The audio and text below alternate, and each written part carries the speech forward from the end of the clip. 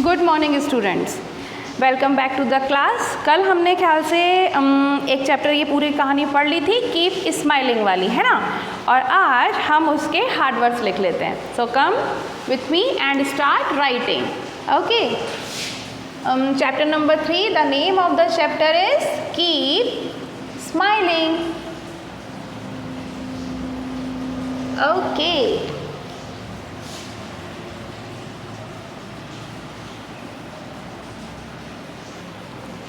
first is listen,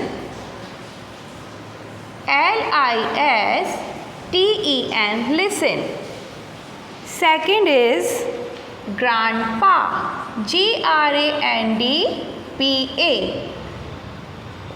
Third one, favorite, F-A-V-O-U-R-I-T-E, favorite. The next one is around, A-R-O-U-N-D, around. Fifth, replied, R-E-P-L-I-E-D, replied. Okay, and the sixth one is H-U-R-T, hurt. Heart और hurt में difference समझो।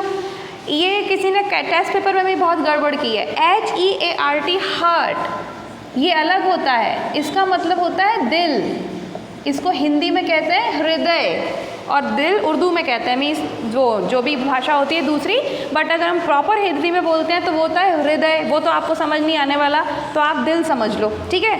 Heart मतलब जब आप H-E-A-R-T heart कहते हो तब उसका मतलब होता है दिल, और जो मैं बात कर रही हूँ वो है H-U-R-T, हर्ट। हर्ट मतलब होता है चोट लगना, ठीक है। तो इन दोनों में कोई भी बच्चा ऐसे स्पेलिंग मिस्टेक नहीं करेगा। कितने बच्चों के मार्क्स इसी बात पे कटे हैं। But you should know what I am writing. अगर मैंने H-E-A-R-T लिखा होता तो you must write it, otherwise मैं जब H-U-R-T लिख रही हूँ तो आपको भी H-U-R-T ही लिखना है, ठीक है। और एक आधी और लिख लेते हैं, problem. Seventh is P-R-O-B-L-E-M, problem, ठीक है। So these are the hard words, write down. I am repeating, L-I-S-T-E-N, listen, G-R-A-N-D-P-A, grandpa, F-A-V-O-U-R-I-T-E, favorite, A-R-O-U-N-D, around, R-E-P-L-I-E-D, replied, and H-U-R-T, hurt. Okay, ठीक है। अभी हम लिखते हैं इसके वर्ड मीनिंग्स।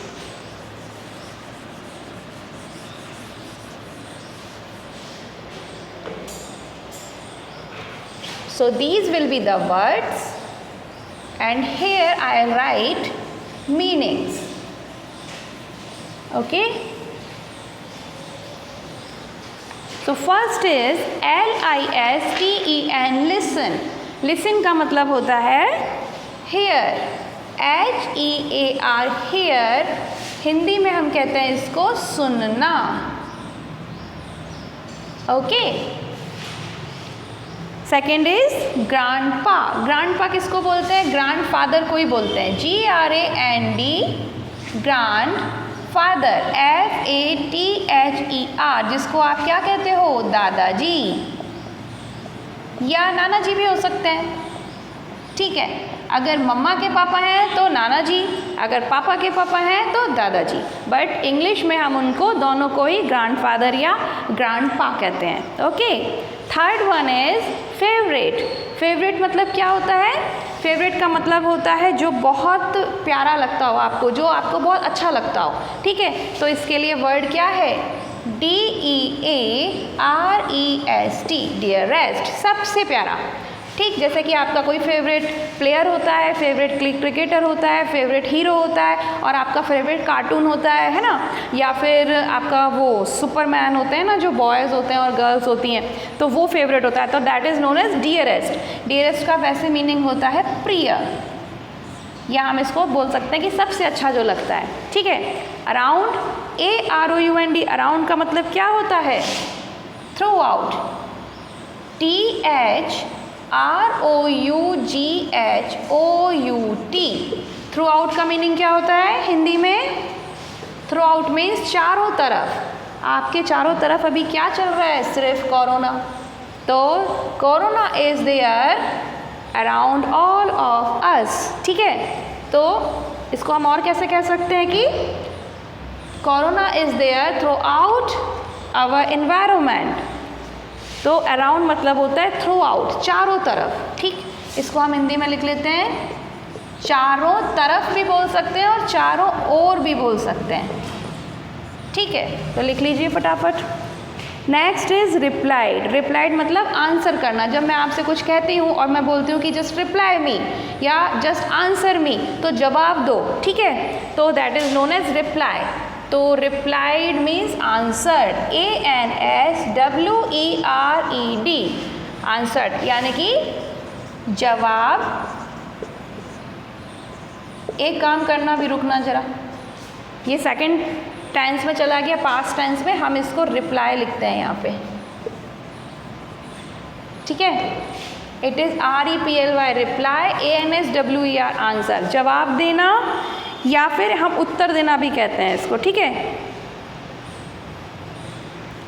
अब अगर हम एक्चुअल में देखें तो जवाब जो वर्ड है वो हिंदी वर्ड थोड़ी ना है, तो हम इसको क्या लिख सकते हैं? उत्तर देना भी लिख सकते हैं, ठीक है, या जवाब देना, जैसा भी चाहो लिख लो, दोनों ही ठीक रहेंगे।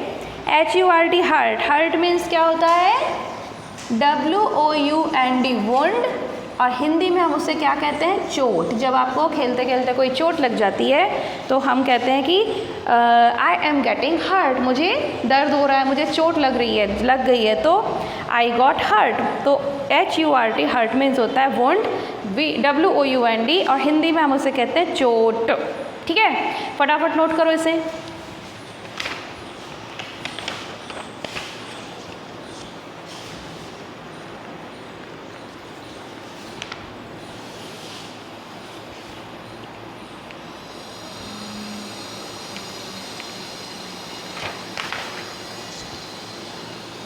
Okay, then we should come on the quick recap. और वो बात ध्यान रखना कि हर पेज पे कोई भी बच्चा बार बार चैप्टर का नाम और अपना नाम नहीं लिखेगा, ठीक है। हमने एक बार चैप्टर नंबर 3 डाल दिया, एक बार हमने उसका नाम डाल दिया keep smiling, then we will start our work. तो उसके बाद हम सिर्फ काम करेंगे। सबसे पहले हार्ड वर्ड्स, वो जहाँ ख़त्म होंगे उसके नीचे से ही वर्ड मीनिंग्स। हर पेज 5 बार पलटने की ज़रूरत नहीं है। अगर मान लीजिए आपका पेज कोई पूरा फुल भर जाता है तो आप दूसरे पेज से चालू करो, नहीं तो क्यों पेज वेस्ट करने हैं। अगर मान लीजिए हार्ड वर्ड्स में आपके सिर्फ 3-4 लाइन भरी और पेज में जगह है तो वहीं से वर्ड मीनिंग चालू करो ना, नहीं तो फालतू कितनी कॉपीज़ खरीदोगे और कितनी कॉपीज़ बनाओगे, ठीक है। Don't waste the pages. और उसके बाद हार्ड वर्ड्स होने के बाद वर्ड मीनिंग होने के बाद सीधे क्विक रिकैप के क्वेश्चन आंसर्स, ठीक है। तो हम लिखते हैं फर्स्ट क्वेश्चन क्विक रिकैप का।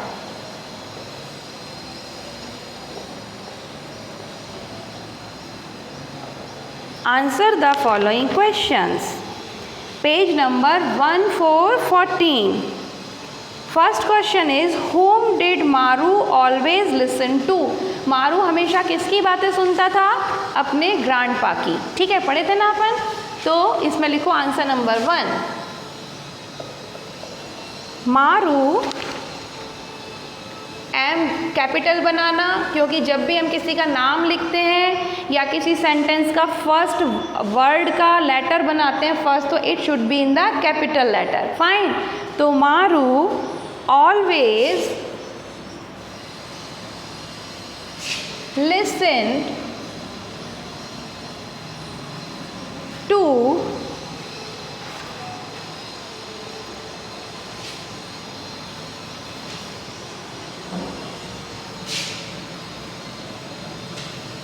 his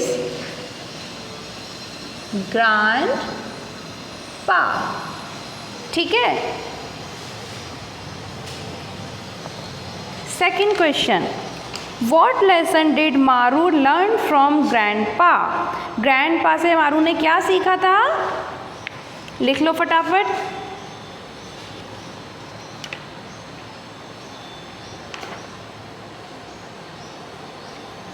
मारू learned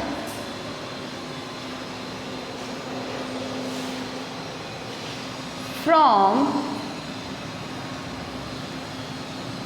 grandpa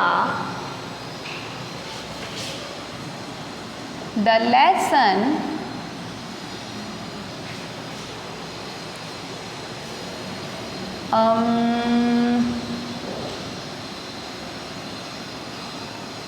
of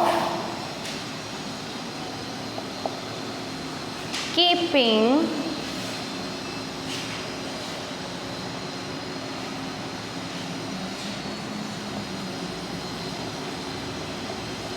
smiling.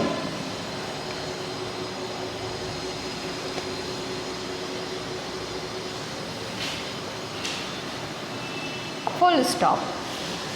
मारू learn from grandpa the lesson of keeping smiling. इसका मतलब उसने अपने ग्रैंडपा से क्या सीखा था, कौन सा लेसन सीखा था? उस लेसन का नाम था कीप स्माइलिंग। ठीक है, तो हमेशा मुस्कुराते रहने का, यानी कि मुस्कुराते रहने का मतलब ये नहीं कि जब मेरे दांत निकाल रहे हैं, मैडम पीट रही हैं तो भी हंस रहे हैं, ऐसा नहीं। कीप स्माइलिंग का मतलब होता है हमेशा खुश रहना, है ना। और जब कभी आपकी किसी से झगड़ा हो जाता है, या फिर आपकी कभी तबीयत ख़राब हो जाती है, या फिर कभी आपको खेलते खेलते चोट लग जाती है, तो भी ऐसे परेशान नहीं होना है, टेंशन नहीं लेना है, हमेशा खुश रहना है। ठीक है, okay. Answer number 3। What did मारू ask his grandpa one day? एक दिन मारू ने अपने ग्रैंडपा से क्या पूछा था? अच्छा, मैंने कहा था कि जब मैं पढ़ा देती हूँ वीडियो देखने के बाद एक बार रीडिंग ज़ोर ज़ोर से लगानी है सब बच्चों को घर में, ज़ोर से बोलकर। ठीक है, ऐसे ज़ोर ज़ोर से बोलने का, चीखना मत, लेकिन फिर भी ज़ोर से बोलना ताकि आपको ठीक से सुनाई दे और आपके पेरेंट्स को भी, उनको भी तो पता चलना चाहिए ना कि बच्चा कितना पढ़ाई कर रहा है, तभी तो शाम को चॉकलेट मिलेगी। बोलना मम्मी को, भाई मैं सारे दिन इतनी रीडिंग करी है, अब तो चॉकलेट खिला दो। तो क्या पूछा था उसने, मारू ने अपने दादाजी से एक दिन? How can I smile if I fall down? सही बात है, अगर मैं गिर जाऊंगा तो भी स्माइल करूंगा क्या, कैसे? तो चलो लिख लेते हैं। और फिर दादाजी ने उसे समझा भी दिया था कि कैसे। तो वन डे मारू आस्क्ड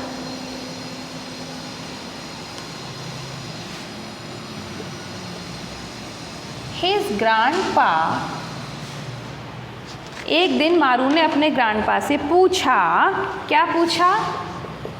अब देखो, ये जो मैं कॉमास लगा रही हूँ सब बच्चे ऐसे ही लगाएंगे।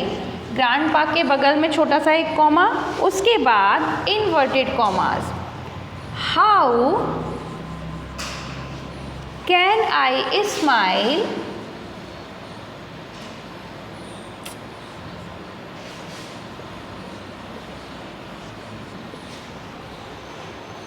if I fall down? और फिर इन्वर्टेड कॉमास बंद करने हैं क्वेश्चन मार्क लगाने के बाद। तो उसने ये पूछा था, वन डे मारू asked his grandpa how can I smile if I fall down? Question mark, inverted commas closed.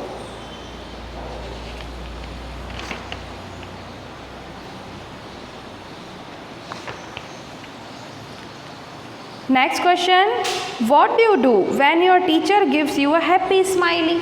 अगर टीचर आपको एक हैप्पी स्माइली देती है तो आप क्या करते हो, क्या करोगे? तो हम क्या करेंगे बताओ ज़रा। When your teacher gives you a happy smiley, और आप क्या करोगे कि स्माइली खुद भी दोगे और क्या बोलोगे, थैंक यू मैम, यही करते हो ना। तो लिख देते हैं इसको फटाफट। आंसर नंबर 4, इसमें लिखो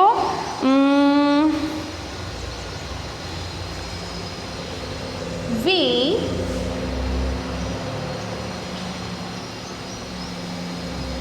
गिव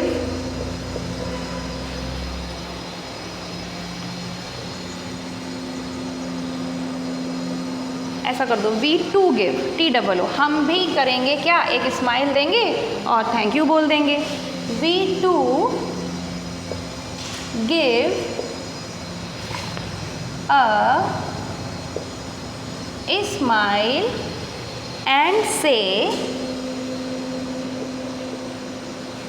क्या बोलेंगे? फिर देखो, फिर छोटा सा कॉमा लगाना है, फिर इन्वर्टेड कॉमा लगाना है, उसके अंदर लिखना है थैंक यू, ठीक है ना, फिर फुल स्टॉप और इन्वर्टेड कॉमास क्लोज, ठीक। और आपको पता है, जब आपकी टीचर स्माइली देती है और आप स्माइली देते हो तो किसकी स्माइली ब्यूटीफुल होती है? मैडम की कि तुम्हारी? आपकी, है ना। तो तुम सब बच्चों की स्माइली ज़्यादा क्यूट होती है। तो हम क्या लिखेंगे आंसर में? We to give a smile and say thank you. Okay, तो इसको फटाफट नोट कर लो चारों आंसर्स को।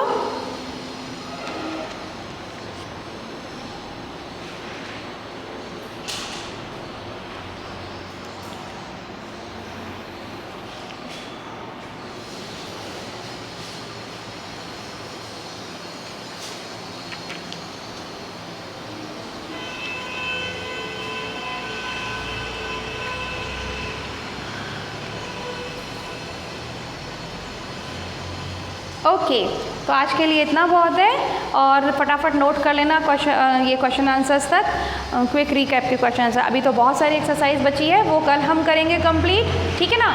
और तब तक के लिए सब बच्चे अपना बहुत सारा ढेर सारा ख्याल रखेंगे, स्माइल करेंगे, और हम कल मिलेंगे। Okay, bye bye.